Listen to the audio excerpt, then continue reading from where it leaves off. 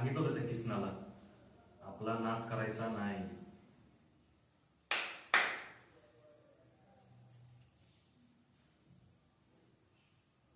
उगं वाकडे सरून काय लागलं हाती? हा काय लागलं काय काय लागलं? आपण ज्याचं मीठ खातो त्याच्यासाठी जीवाची बाजी लावायला बी तयार असतो.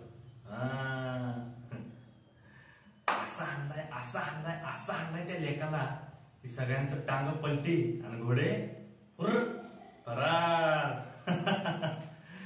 जगाच्या नजरेत असं नाही चुकीचं काम. कुणाच्या? जगाच्या, माझ्या नाही. पण आपण जे काम हाती घेतलंय ते पूर्ण इमानदारीनेच करतो. तुम्हाला सांगतो, कामाशी इमान राखा, बाकी समज चालतंय की.